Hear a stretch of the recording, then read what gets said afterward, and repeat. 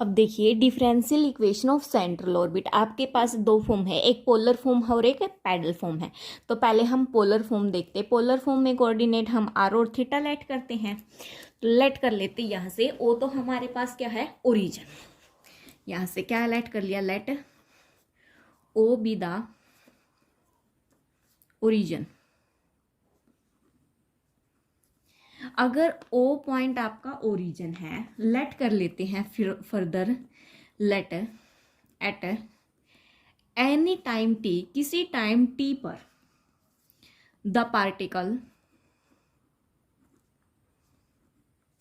B, जो particle है वो कहाँ पर होगा, पॉइंट P पर, जिसके कोऑर्डिनेट R और थीटा है। क्योंकि पोलर फॉर्म में तो हम R और थीटा लेट करते हैं ना, इसीलिए क्या होंगे हमारे पास R और थीटा। लेट कर लेते हैं small m be the mass of particle. Small m क्या है, आपके पास मास है किसका, पार्टिकल का, और पार्टिकल हमने क्या लिया है, p पॉइंट। और जो कैपिटल F है ये वाला, ये हमारे पास क्या होगा, जो कैपिटल F है, बी द सेंट्रल फोर्स, वो भी कैसे, पर यूनिट मास के हिसाब से लिया हमने। ये चीज नोट करने की है, किस हिसाब से, पर यूनिट मास के हिसाब से। तो आपने फर्स्ट चैप्टर में पढ़ा होगा equation of motion perpendicular to transversal acceleration और रेडियल एक्सेलरेशन, दो तरह की आई थी। तो मैं यहाँ पर डायरेक्ट यूज कर रही हूँ क्या, इक्वेशन ऑफ मोशन परपेंडिकुलर थी किसके, टू ट्रांसवर्स एक्सेलरेशन के। तो आपके पास क्या आई थी, m इंटू 1/r d/dt, और क्या था, r square d theta by dt equal किसके आया था हमारे पास, 0 के। ये हमारे पास क्या थी, फर्स्ट चैप्टर में हमने किया था, ये इक्वेशन आई थी। अब m को उस साइड लेके जाएंगे तो हमारे पास क्या बचेगा, 1/r d/dt r square d theta by D t, ये हमारा किसके इक्वल हो जाएगा, 0 के। इसको हम फर्स्ट इक्वेशन का नाम दे देते हैं। ये तो कब आई है इक्वेशन ऑफ मोशन, जब परपेंडिकुलर हो किसके, ट्रांसवर्स एक्सेलरेशन के। ठीक है, अब क्या लेके चलूंगी मैं, इक्वेशन ऑफ मोशन दो तरह से होता है, एक तो परपेंडिकुलर होता है किसके, ट्रांसवर्सल एक्सेलरेशन के, एक वो किसके होता है, रेडियल डायरेक्शन के। तो अलोन दी रेडियल डायरेक्शन। अब आपकी इस टाइम पे क्या होती थी, m तो बाहर, अंदर क्या आएगा, d/dt² माइनस में r D theta by D T complete का होल स्क्वेयर इक्वल टू किसके होता है, माइनस ऑफ एम एफ, क्योंकि एम क्या हमने लेट किया, मास, और एफ क्या लेट किया, सेंट्रल फोर्स, तो एम एफ। अब एम से एम क्या हो जाएगा, कैंसिल, तो हमारे पास क्या बचेगा, d/r by D T square minus में r D theta by D T का होल स्क्वेयर।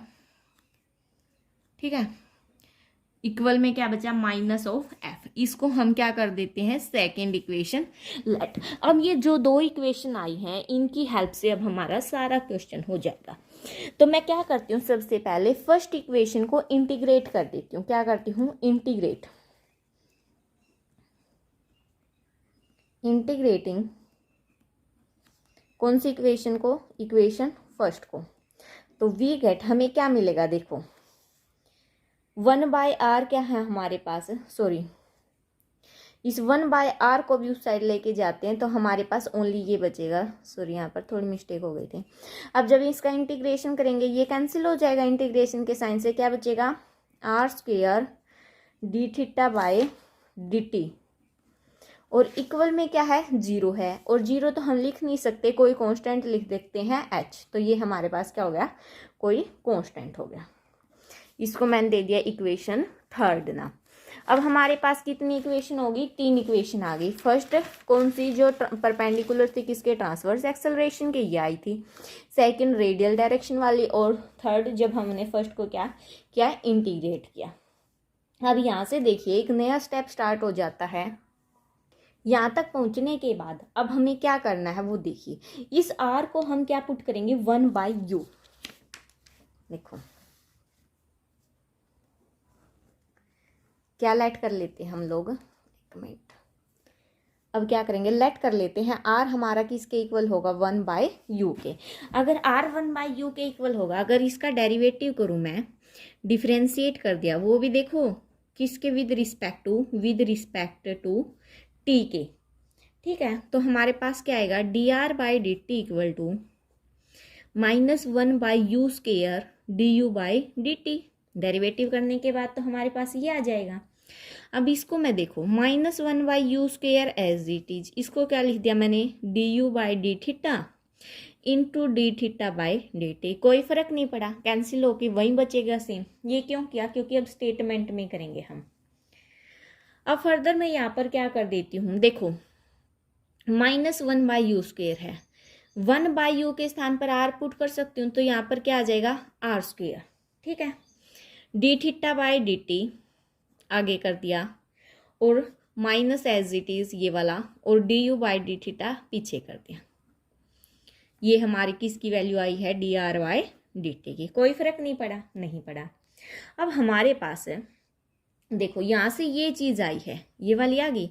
अब मैंने आपको देखो यहाँ पर दिखाया था r² dθ/dt किसके इक्वल आया है, h के।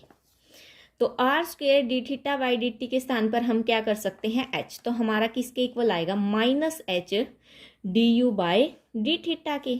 क्या लिखोगे ब्रैकेट में, यूजिंग इक्वेशन थर्ड। कौन सी इक्वेशन का यूज किया है, इक्वेशन थर्ड का। तो यहाँ से आ गया। अब हम इसको क्या कर देते, ये हमारा क्या आया है, dr/dt। दोबारा से डिफ्रेंशिएट करेंगे, differentiate with respect to t। दोबारा से t के विद रिस्पेक्ट टू डिफ्रेंशिएट करेंगे, क्या आएगा, d2r/dt² माइनस में h। ठीक है, अब इसका करते हैं, क्या आएगा, d2u/dθ², और थीटा का करेंगे तो dθ/dt। ठीक है, फर्दर -h तो एज इट इज, d2u/dθ² भी एज इट इज। अब देखो r² dθ/dt किसके इक्वल आया था, h के। अगर मैं यहाँ से dθ/dt की बात करूँ, वो किसके इक्वल आएगा, h/r² के।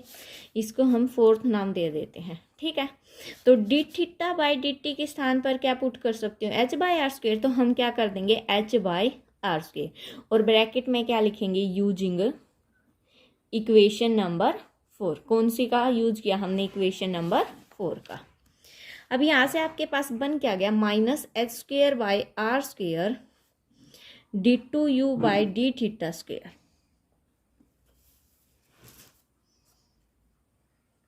r² के स्थान पे u पुट करेंगे तो क्या बनेगा, -h² u² d2u/dθ², और इक्वल में क्या चल रहा है, d2r/dt²। तो ये आ गई हमारे पास वैल्यू। अब इतनी वैल्यू आने के बाद देखो, अब हम सेकंड इक्वेशन का काम करेंगे। हमने तो बस ये निकालना था, हमने क्यों किया, dθ/dt की वैल्यू निकाल दी, वो हमारे पास क्या आ गई, h/r², और d2r/dt की वैल्यू चाहिए थी, वो भी आ गई हमारे पास। अब ये सारी वैल्यू किस में पुट कर देंगे, इक्वेशन सेकंड में, और सोल्व कर देंगे, हमारी इक्वेशन आ जाएगी। तो अब हम क्या कर देंगे, पुट कर देंगे, put the value of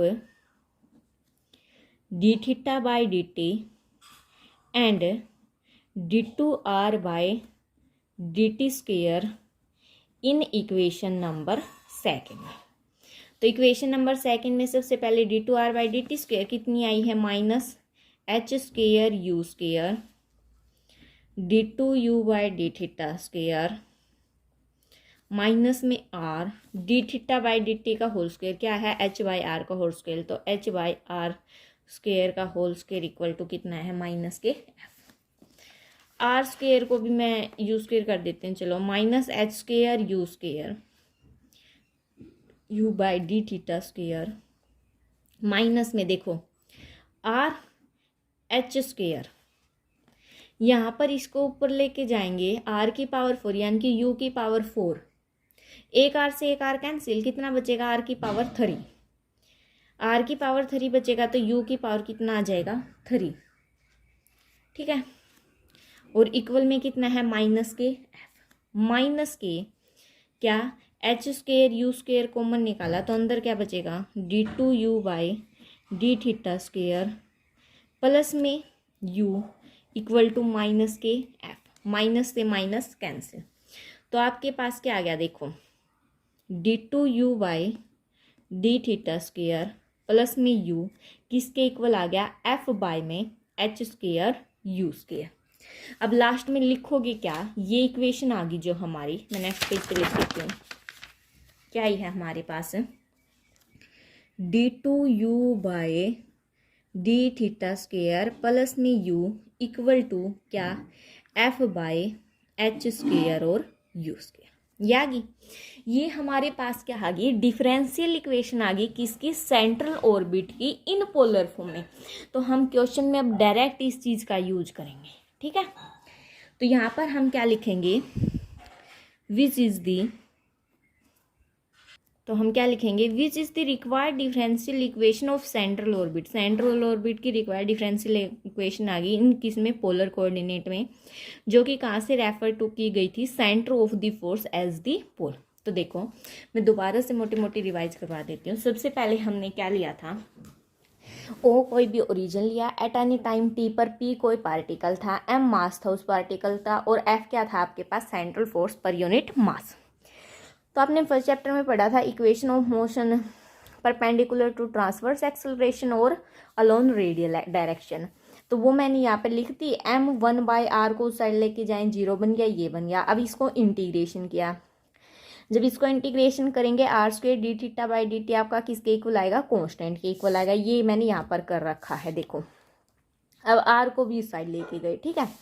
radial direction के अलोन क्या आई थी, ये आई थी, तो एम से एम कैंसिल, ये आ गई थी हमारा। अब हमें इस इक्वेशन में इस इक्वेशन की वैल्यू चाहिए यानी कि d2r by D T square की और D theta by D T की, D theta by D T की तो हमारे पास यहाँ से आ गई। अब हमें चाहिए कि इसकी, इसके लिए हम क्या करेंगे आर को 1/u पुट किया, आर को क्या पुट किया 1/u, तो इसका डेरिवेटिव किया विद रिस्पेक्ट टू टी, तो आपके पास dr बाई डी टी की वैल्यू आ गई। यहाँ से कैसे आई इक्वेशन थर्ड का यूज करके यहाँ से r square d theta by D T की वैल्यू पुट कर दी, ठीक है। दोबारा से डिफ्रेंशिएट किया तो आपके पास इस चीज़ की वैल्यू आ गई। अब ये भी आ गई और D theta by D T की आ गई, दोनों इक्वेशन नंबर सेकेंड में पुट कर दी, सोल्व किया तो आपके पास क्या आ गई रिक्वायर्ड डिफरेंशियल इक्वेशन आ गई किसकी सेंट्रल ऑर्बिट की, किस चीज़ में पोलर फॉर्म में। तो ये हम डायरेक्ट फॉर्मूला यूज करेंगे अब किस में एक्सरसाइज में।